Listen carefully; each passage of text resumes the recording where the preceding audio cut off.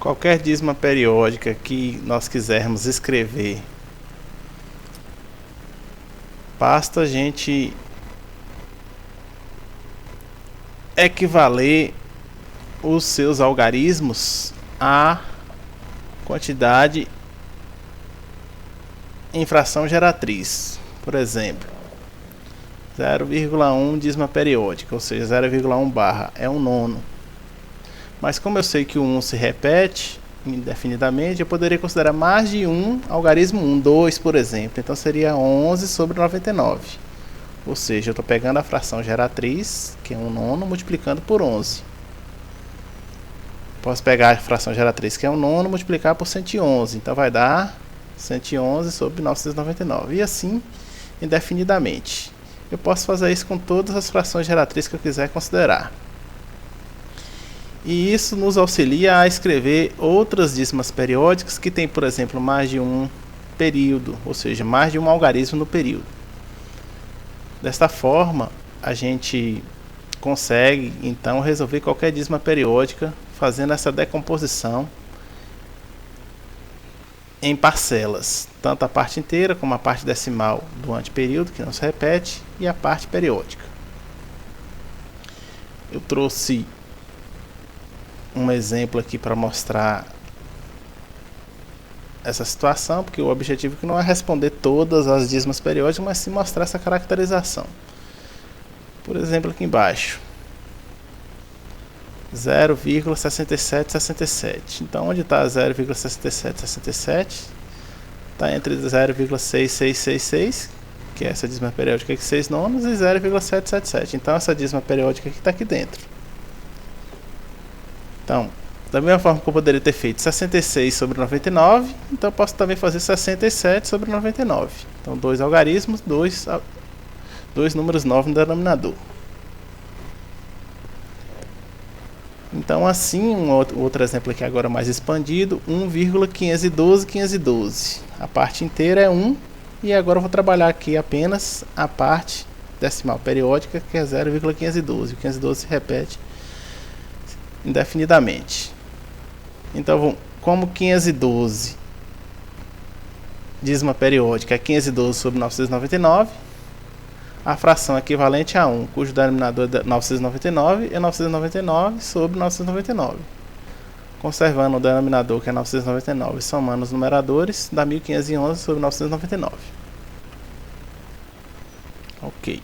Mais um exemplo para fechar aqui a parte de dízima periódica. Eu tenho aqui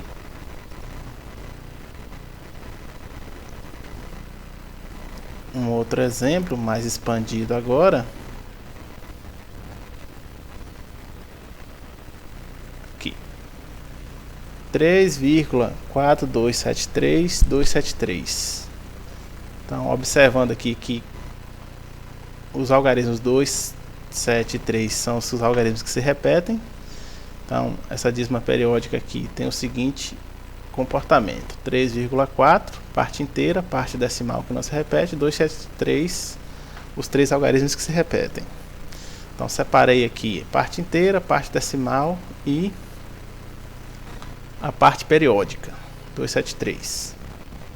3 continua 3, 4, 0,4, 4 décimos, 0,0273, como aqui eu tenho 3 algarismos que se repetem, então eu vou usar 3 noves aqui embaixo. Assim como eu fiz com os uns anteriormente, agora há pouco. Então, para fazer com que a parte periódica aqui esteja exatamente após a vírgula, eu tenho que multiplicar por 10. Então, eu tenho que fazer multiplicar por 10 em cima e embaixo. Então, vou trazer essa vírgula uma casa para a direita, para ficar 0,273 dízima periódica, ou seja, o 273 se repetindo indefinidamente. E ao fazer isso, eu vou ter que multiplicar 999 por 10, então vai dar 9.990. Então, a fração equivalente vai ter que ter denominador 9.990. Então, eu vou ter que pegar o 3, multiplicar por 9.990 e dividir por 9.990. Eu já tinha 4 décimos, então eu só preciso multiplicar o 4 por 999. E a parte periódica 273 aqui vai ter o denominador 9.990, que foi justamente o que ocasionou a sua construção. Então, fazendo essa multiplicação aqui, eu vou ter 29.970 mais 3.996 mais 273, tudo isso, todos esses números com o mesmo denominador 9.990, o que resulta em 34.239 sobre 9.990. Essa fração é a fração geratriz dessa dízima periódica, que é uma vírgula, se não estiver bem visível aí. Bom, esse método é um longo, é o trabalhoso, mas é um método correto, então ele possibilita chegar à resposta correta. Existem outras estratégias e outras alternativas que eu quero salientar aqui, que estão baseadas nessa coloração aqui que eu destaquei na explicação.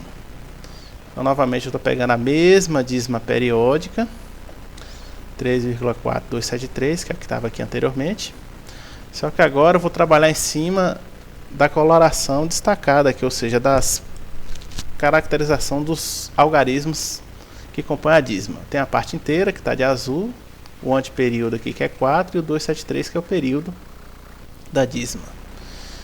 Então eu vou pegar a vírgula e deslocar até o último algarismo do período da dízima, ou seja, como eu sei que 273 são os algarismos da dízima periódica, então essa vírgula vai vir para essa posição, então ficando 34.273, e subtrair os algarismos que não são dízima periódica, ou melhor dizendo, o número formado pelos algarismos que não são dízima periódica, no caso aqui 34, então vai ficar 34.273 menos 34.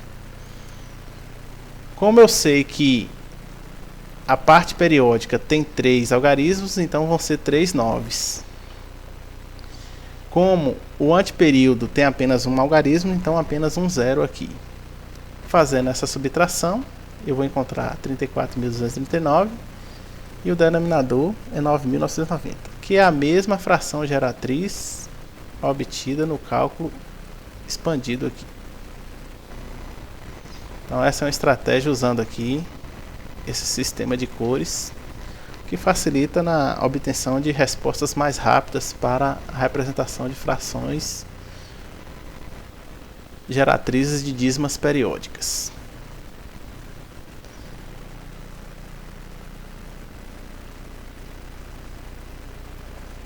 Bom, dando continuidade, nós vamos falar agora da divisão de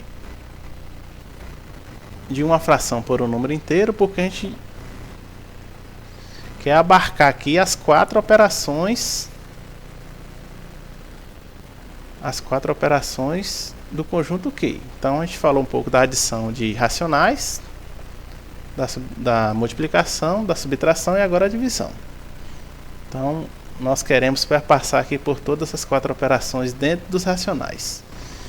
E a ênfase nessas 4 operações se faz necessário porque boa parte dos problemas envolvendo os conteúdos de matemática do ensino médio vão depender justamente do domínio das operações sobre racionais. Então a ênfase é dada nesse sentido, para que o estudante, a pessoa que estiver assistindo o vídeo, perceba que trabalhar essas operações aqui com racionais se faz útil e necessário para que os demais conteúdos do ensino médio, como por exemplo funções, trigonometria, geometria, que dependem dessas operações com racionais, transcorra com maior facilidade de entendimento. Então agora, abarcando aqui a divisão de racionais, primeiramente eu vou dividir um número racional por um inteiro. Então, por exemplo, aqui eu tenho 3/6 em um inteiro, eu dividi ele em 6 partes, tomei 3. É a fração 3/6.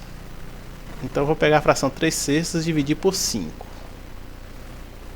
Aqui é uma animação. A gente vai observar que isso é feito de forma iterativa. E ele está nos mostrando que 3/6 dividido por 5 é exatamente 3/30, que dá para simplificar para 1/10. 1/10. Bom, o que foi feito aqui na imagem? Então, os 3/6 foram divididos na horizontal, melhor dizendo, em 5 partes. E ao fazer isso, eu vou tomar apenas as 3 partes iniciais que eu tinha considerado. Ou, em outras palavras, quando eu estou dividindo uma fração por um número inteiro, eu estou multiplicando o seu denominador pelo número que está dividido. Então, 6 vezes 5, 30. Então, é 3/30.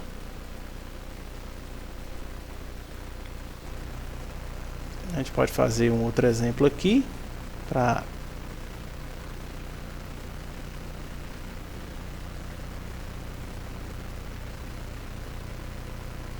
representar de outro modo. Eu tenho aqui agora 5/7 dividido por 3. Então, os 5/7 que eu tive, eu dividi em 3 partes e eu só vou tomar uma delas, porque vai ficar 3/1. Então, só vou tomar uma delas. Então, quando eu só tomo uma delas, eu tenho aqui 5 partes das 21, que é o todo. Porque a divisão ela é feita de forma distributiva. Então, tanto eu distribuí nos 5/7 como também no todo. Então, ficou 5/21. Ou seja, 5/7 dividido por 3 é 5 partes das 21 que um todo teria. Muito bem. Uma outra abordagem aqui, agora usando formas circulares, nós podemos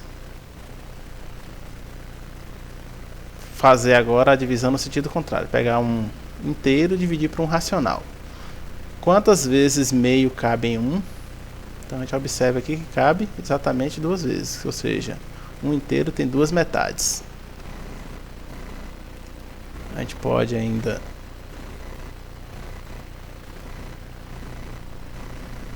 observar que 3 dividido em metades vão dar exatamente 6 metades, ou seja, 3 dividido por 1 meio vai dar 6.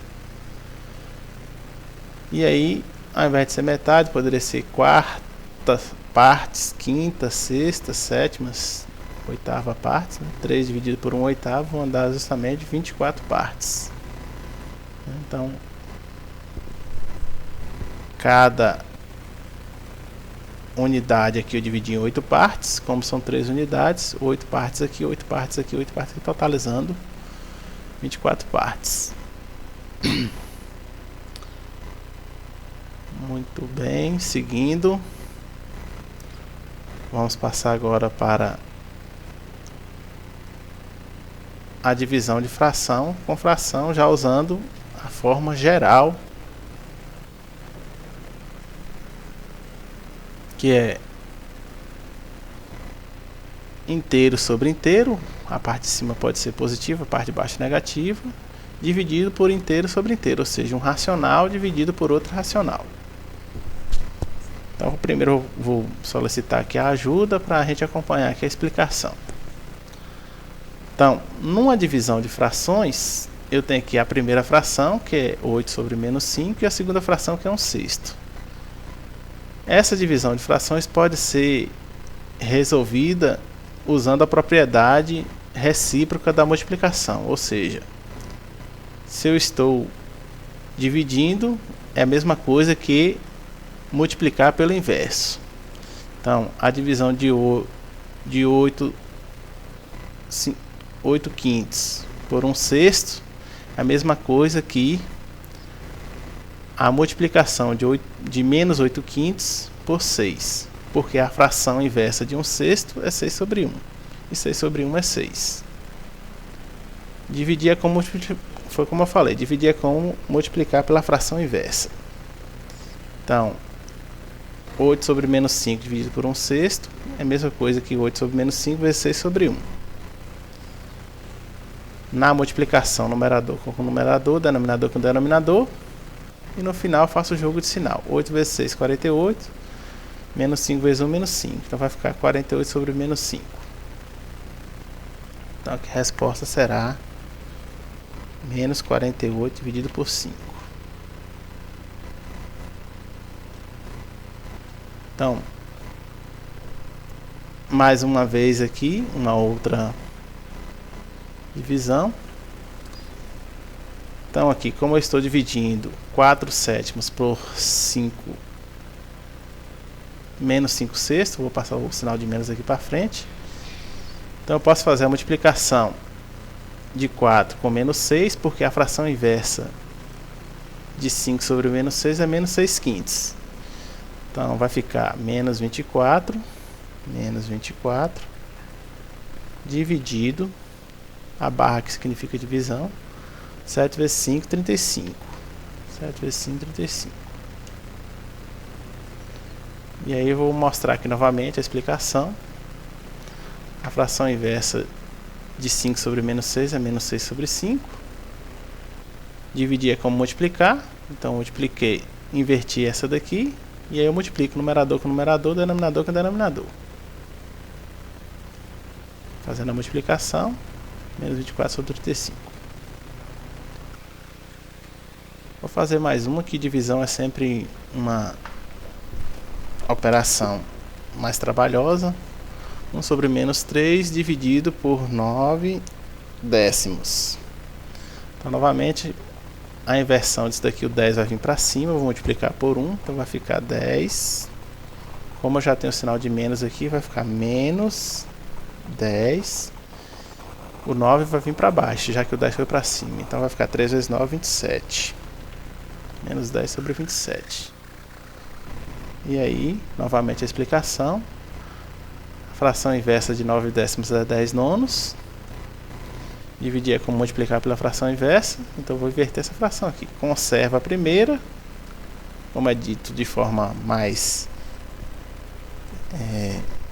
prática, conserva-se a primeira fração, multiplica-se pela inversa da segunda.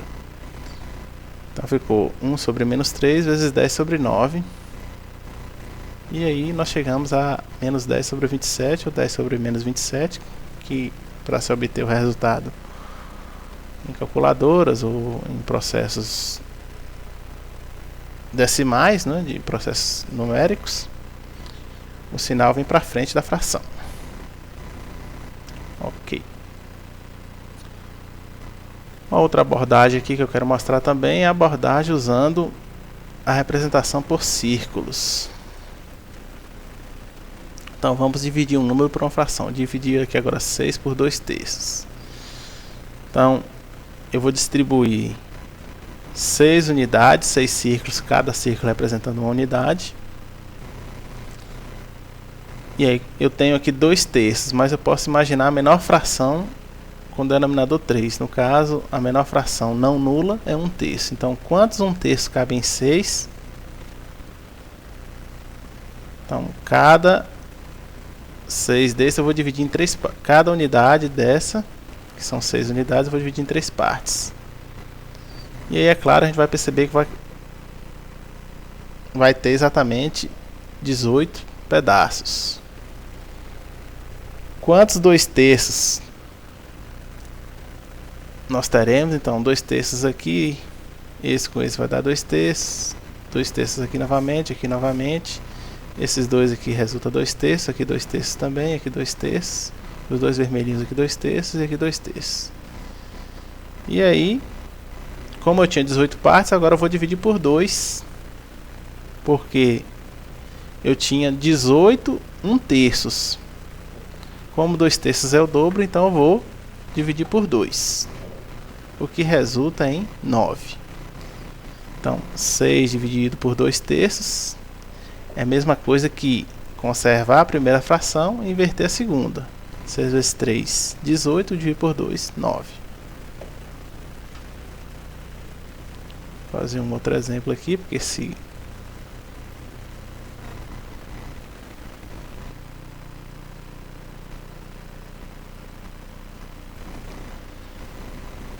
applet aqui é interativo, ele traz uma representação colorida, bastante atrativo, no sentido que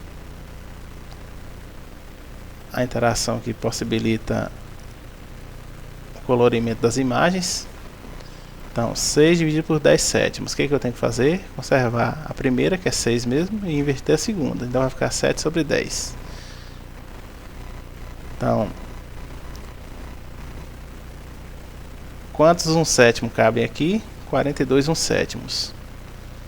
Desses 42 1 sétimos, eu vou tomar de 10 em 10. Então 7 mais 3, 10. Os verdes aqui também tem 10. Os amarelos também tem 10. Os vermelhos também tem 10. Então, ao fazer isso, eu vou obter 6 vezes 7, 42, dividido por 2, 4,2. Então tenho 4 unidades inteiras e 2 décimos.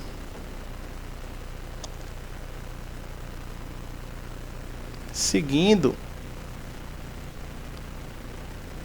o que nós poderíamos ter abordado do conjunto dos racionais foi explicitado, que era justamente as 4 operações,